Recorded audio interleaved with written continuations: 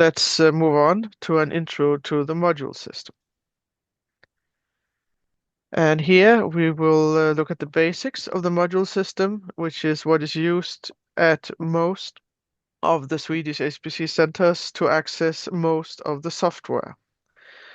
And we'll look at the most used commands, and we will also find some existing modules. So usually when you are on a system, you might be able to just access a program by just clicking on it or typing the name of it. But in these cases, you actually need to first load them as a module. And the reason for that is that you can have several versions installed of packages and things like this.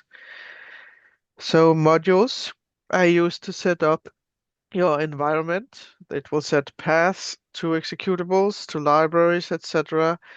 So you can use a specific set of software packages.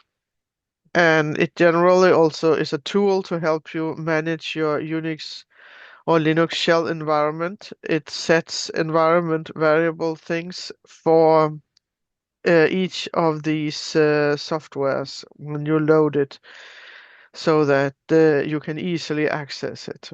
And these settings are made or removed dynamically when you when you load or unload a module. That means you can have multiple versions of a program or a package available, and that would otherwise often be difficult, especially with compilers. And they are easily accessible just by loading the proper module. Modules are installed hierarchically. This is more or less obvious depending on the system. Some systems, some centers have everything hierarchically, others have only some. Dardel is an example of where you need to load, for instance, a compiler or compiler toolchain in order to load the software itself. But we will look at that later. And that means it has prerequisites, for instance.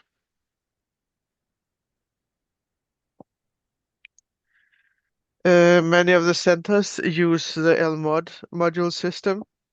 It's an environment system that is Lua based. Lua is a programming language, I guess.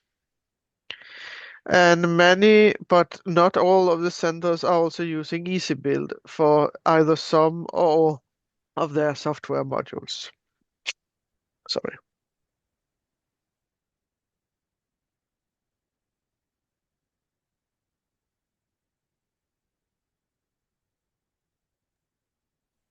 I have some allergy. PDC also provides software as containers, and those containers you can find here in this path, or here if you have loaded the container module. And after you have found the container you want, you can run something like this to execute it. There is more information on the PDC page that was linked on the previous page. Lumi has no modules and is only using containers. Do pay attention because some of the systems have system installed versions of GCC and Python, etc. Don't use those. They are usually old and come with the operating system. Usually, you also risk that they may not work with the other modules simply. So you should always use a module when it's available. Always check. And also, don't go ahead and install stuff yourself before you have checked if there's a module, because it takes up space in your home directory, and there's no reason for you to actually waste your time on doing that if we already did it for you. If you are looking for software you cannot find, check with different capitalization. Maybe Python is spelled with capital P, for instance. If it's installed hierarchically at your centers, that is these three, you need to use module spider to check If it's installed, since module avail will only list what's available with what is currently loaded. Another thing, if you find software you really need, you know your group is using it, it's common, it's popular, ask for it. We may very well install it. And then you don't need to waste time on it.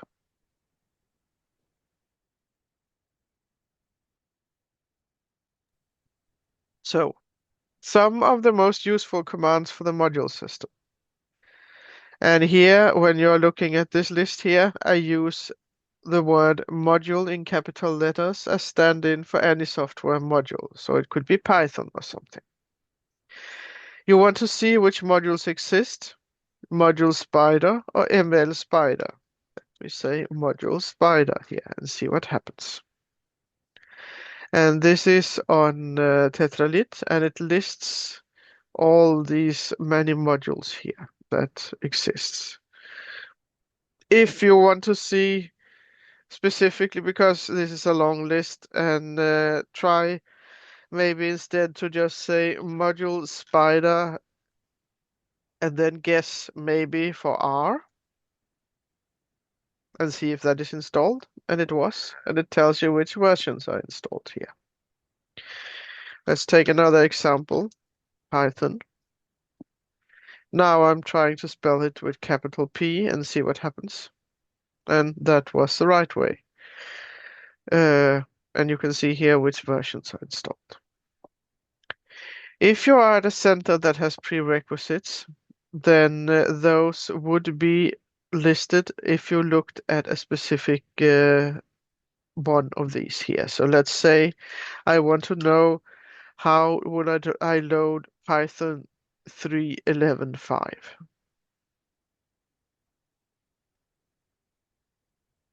And then it says, in order to load this, you first need to load all the modules on any one of the lines. So you'd pick, for instance, this one and load that, and then you load this. To load list modules depending only on what is currently loaded, you do module avail.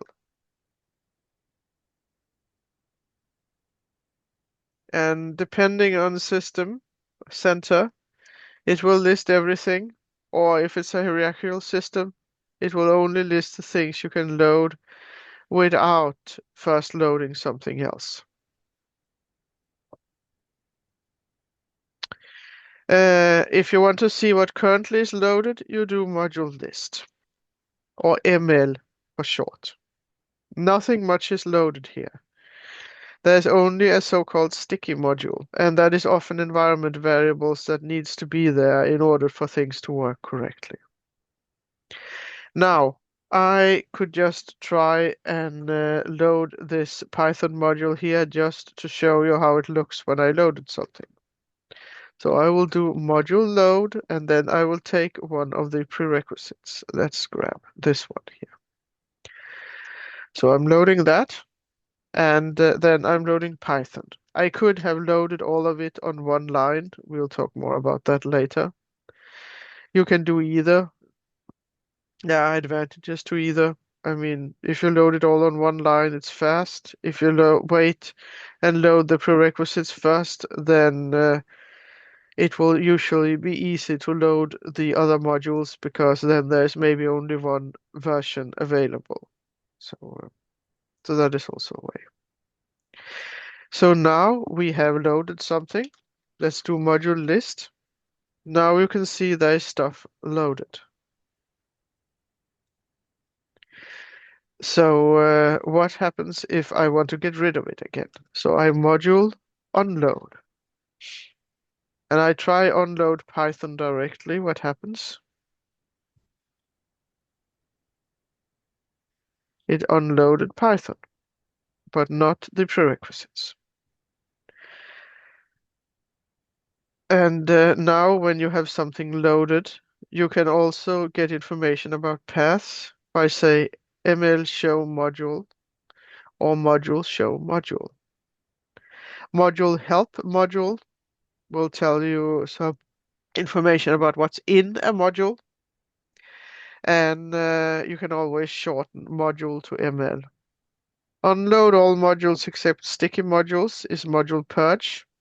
Don't ever do it on PDC. It removes a lot of environmental variables, modules that are needed for things to work correctly. You can create module collections that you can use to load a lot of things at the same time or unload, which is what you should do instead of putting it in your bash RC. So I talked here about how to find modules.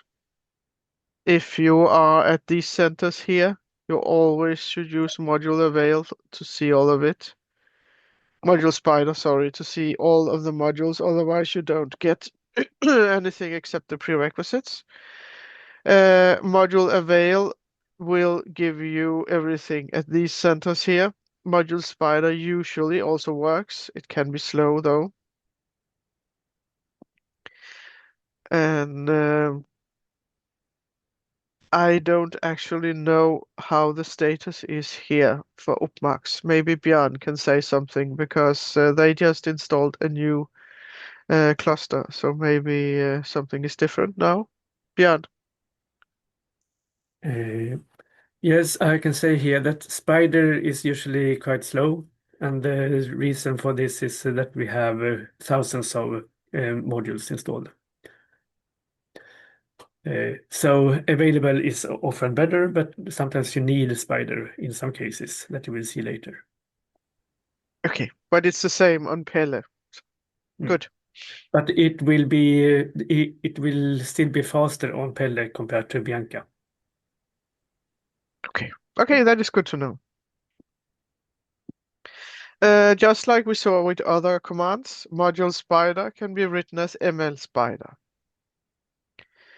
There's an example at HPC2N here. And this is simply what I also showed you on Tetralit. You simply get a long list of everything that is installed.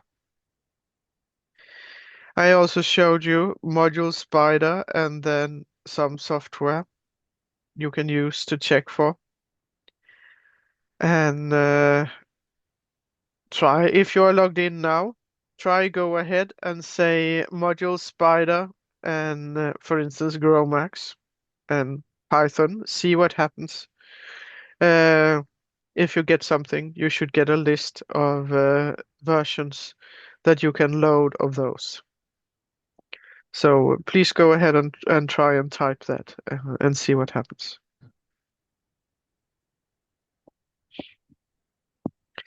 If you are at one of these systems here, you can also try out module avail. Indeed, you can try that on other system. You will get something, but in some systems you only get the prerequisites.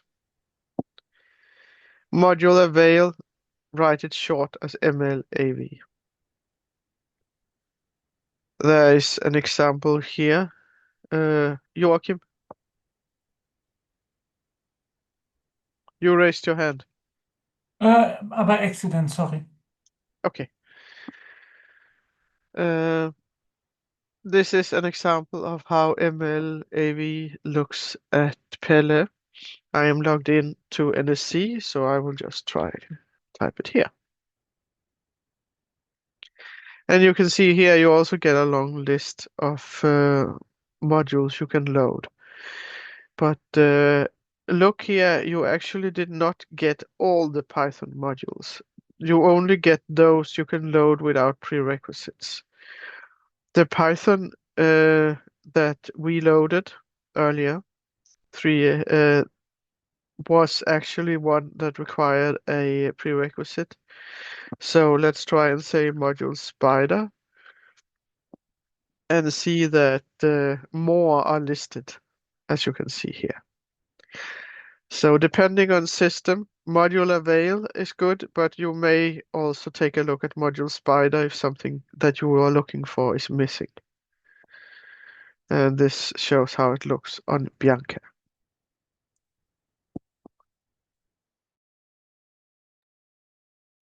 And in addition to saying module spider and the software, at the centers that has a non-hierarchical platform for the modules, then you can say module avail software to get them.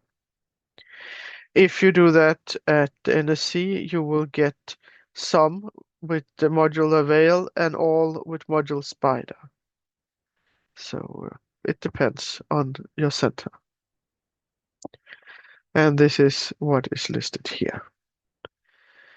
However, as is listed here also is doing modular veil is always a good way to find compiler toolchains. That will be talked about later. So this is ASP.C2N. Here you can, for instance, find toolchains FOSS and CUDA. But later for that. So now we are soon at the end of this section.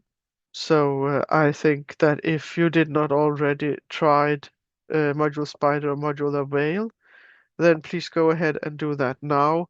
Let's take 2 minutes, and then also you can check if these are installed. And you can also check with different capitalization if you don't find it with one. Maybe Python is with lowercase, maybe it's with uppercase, and so on. But go ahead and try those, and in 2 minutes we'll continue.